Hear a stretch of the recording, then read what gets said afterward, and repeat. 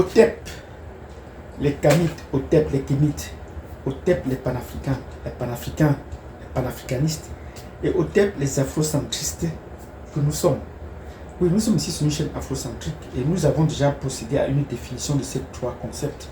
Même s'il y a des tiraillements, pour nous, ce n'est que nous pouvons dire que bravo à l'Afrique, qui commence à construire ses propres concepts, qui commence à construire ses propres théories.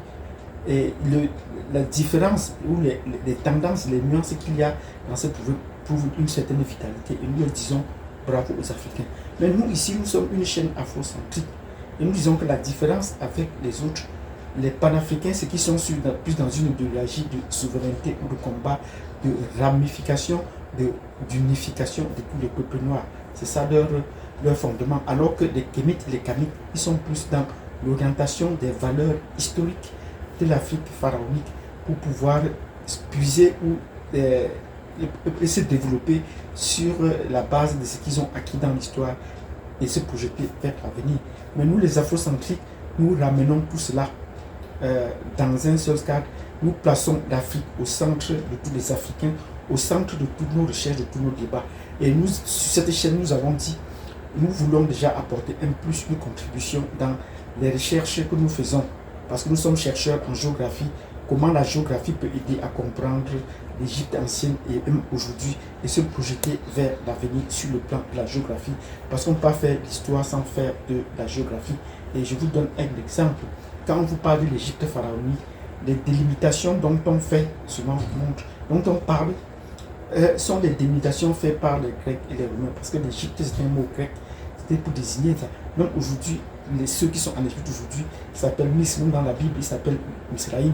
Donc voilà les termes qu'on va essayer de revoir et voir leur délimitation. Mais quand on veut parler globalement de cette civilisation, on parle de civilisation de la vallée du Nil, où s'étend donc le Nil et où s'étend donc cette civilisation de la vallée du Nil. Et nous allons prouver que c'est bien au-delà de ce qu'on peut construire et il fallait le démontrer pour dire que ça inclut beaucoup de régions mieux que ce qu'on présente aujourd'hui. Donc c'est très limitatif quand on parle rien que de l'Égypte pharaonique ou de la vallée du Nil en parlant de la Haute-Égypte. Non, ce n'est pas du Haut-Nil, ce n'est pas seulement cette région-là.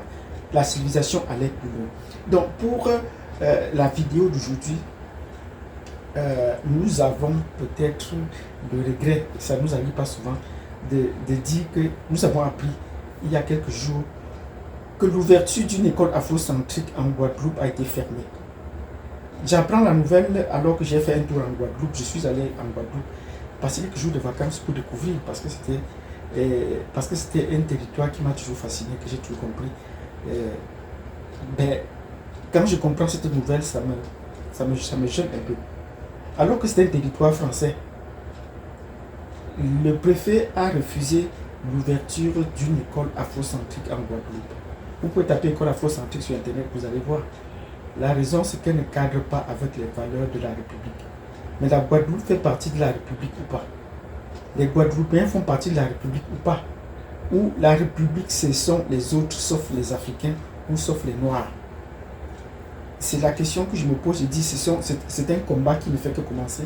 Et il faudrait que ce genre d'écoles se multiplient ailleurs. Si on ne peut pas avoir ces écoles afrocentriques en dehors de l'Afrique, il faudrait bien que les Africains prennent le relais pour ces écoles. Mais comment est-ce qu'on va abandonner les autres? Donc, ce n'est que le début d'un combat. Je veux me renseigner davantage et lorsque je revisiterai la Guadeloupe, je vais faire des recherches particulières sur place. Je vais visiter en source. Parce que la première visite est une découverte. Je vais publier les vidéos sur peu qui seront dans mes carnets de voyage pour vous montrer les endroits que j'ai visités dans mes recherches ou pour des raisons touristiques. Donc, si vous avez apprécié cette vidéo, nous vous disons peut-être bravo et nous vous attendons. Partagez cette vidéo et voilà, je vous donne rendez-vous à la prochaine vidéo pour des nouvelles afro-centriques. Merci et à plus tard.